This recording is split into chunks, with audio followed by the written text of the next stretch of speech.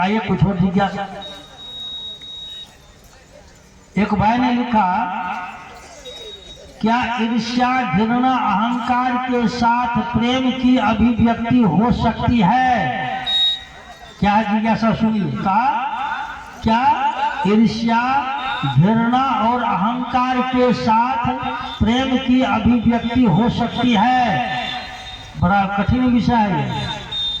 ऐसा नहीं है कि मंच पर हम आपसे बात कर लेंगे तो आपको समझ में आ जाएगी या मुझे समझ में आ जाएगी।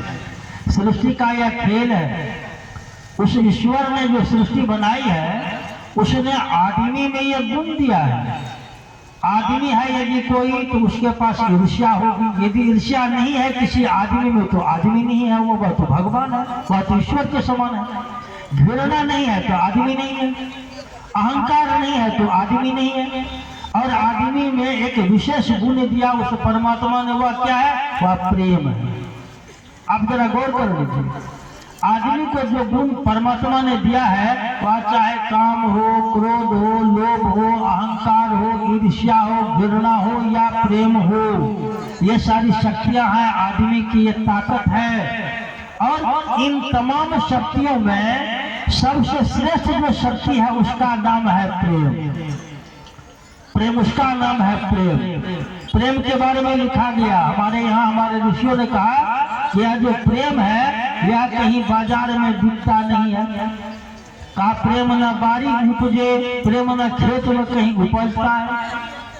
प्रेम न बारी उपजे, प्रेम न हाथ बिकाय।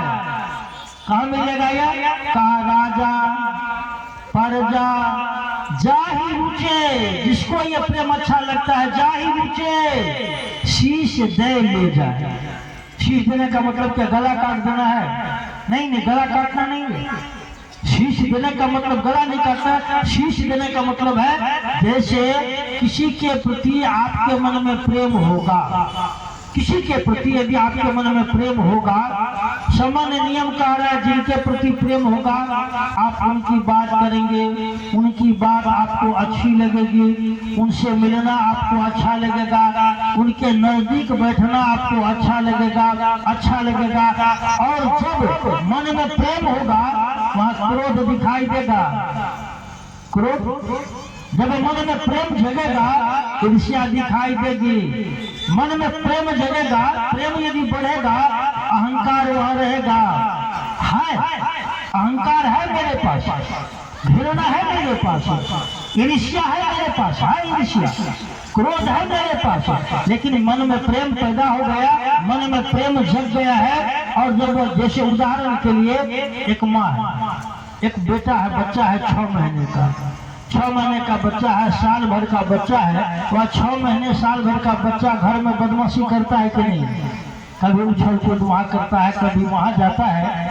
और वह कोई माँ 6 महीने के साल भर के बच्चे को बड़ा कस के मारती है?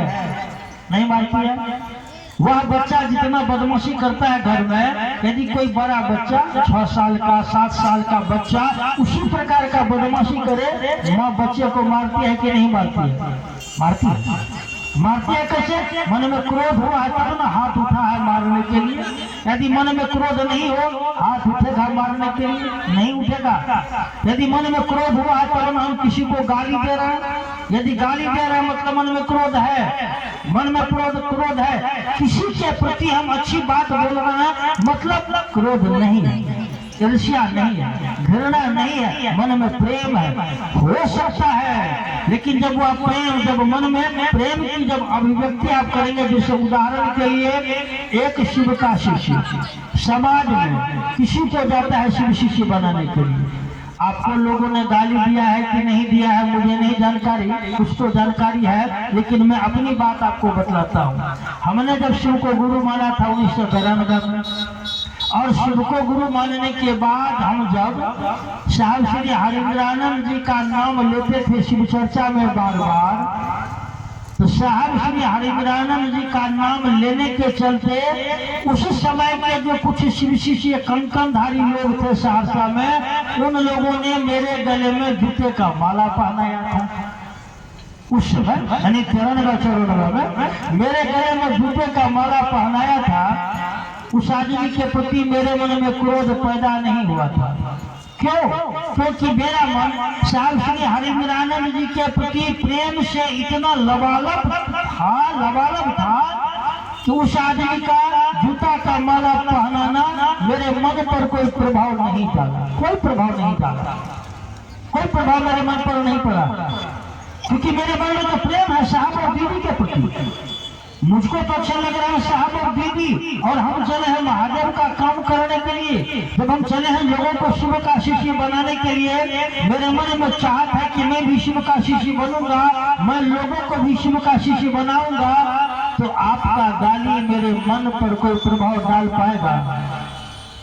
नहीं डाल पाएगा। आपके द्वारा मारा गया एक थप्पड़ मेरे मन पर कोई प्रभाव डाल पाएगा? प्रेम मन में होनी चाहिए। यदि है वहाँ अहंकार दबता नहीं है, बल्कि मेरे मन का अहंकार भी प्रेम में बदल जाता है।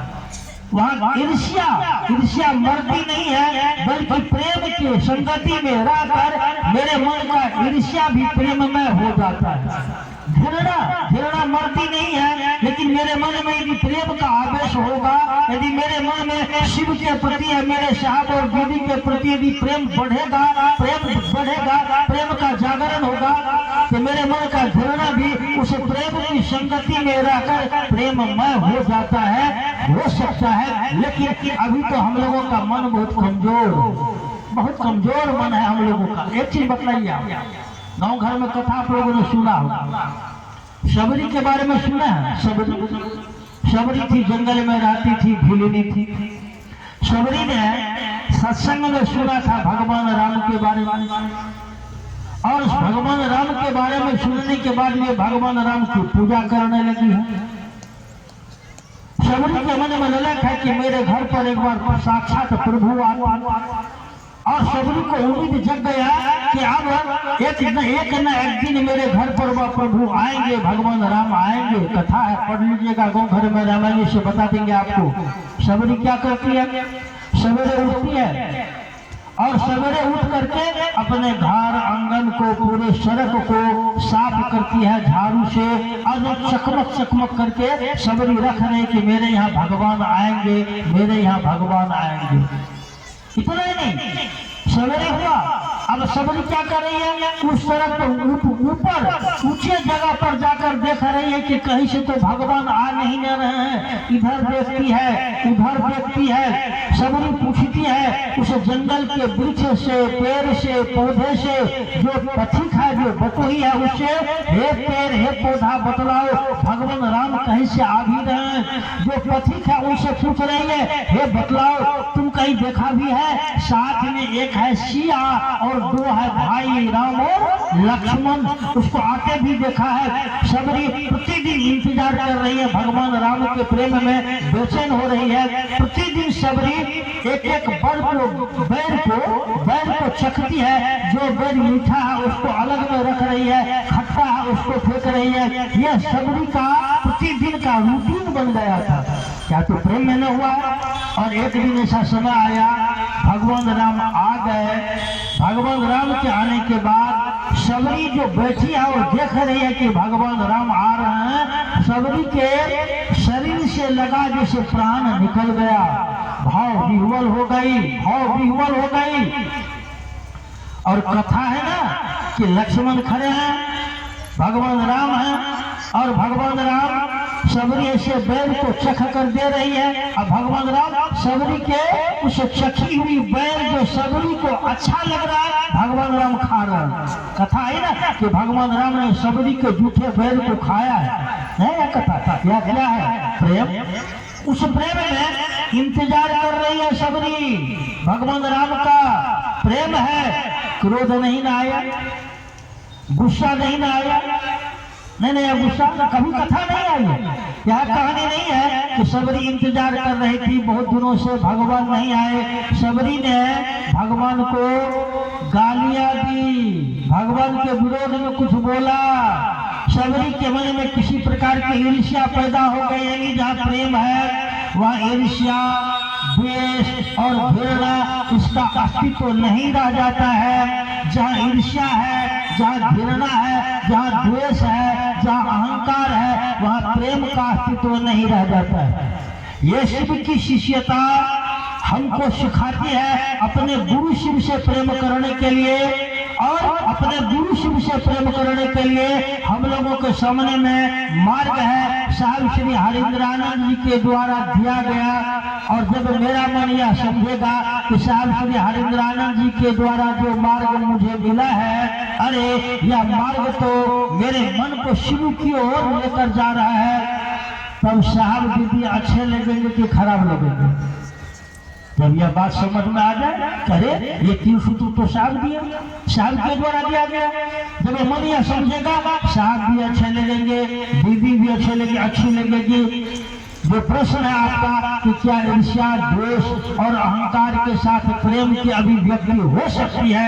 हो सकती है, होती है, हो रही है, हुई है, इसको टाला नहीं जा सकता है। प्रेम की अभिव्यक्ति, प्रेम कोई शब्द नहीं है, प्रेम कोई शब्द नहीं है। प्रेम का मतलब है, कहा जाता है कि प्रेम है परमात्मा, प्रेम है ईश्वर।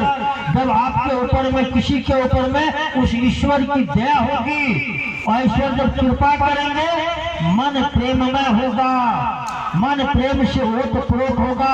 और जब मन प्रेम से ओतप्रोत होगा, तब न लिखा गया सिया राम मैं, क्या बोलते हैं, सिया राम मैं सब जग जानी। नहीं, ये प्रेम है। कर हो प्रणाम जोर जुग पानी, सबको हम हाथ जोड़कर प्रणाम करते हैं।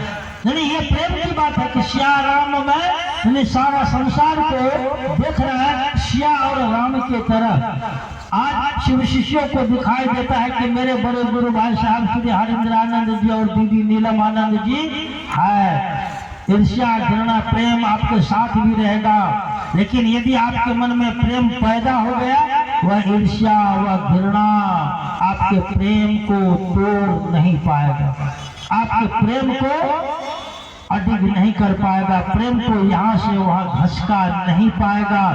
प्रेम ही एक ऐसा चीज है जो अटल है, जो सत्य है, प्रेम का अस्तित्व है। बाकी इस आध्यात्मिक दुनिया में किसी भी चीज का अस्तित्व नहीं है। हमको आपको बच के चलना पड़ेगा, बच के चलना पड़ेगा। और कुछ जिज्ञासा, कुछ बात करते हैं फिर बंद।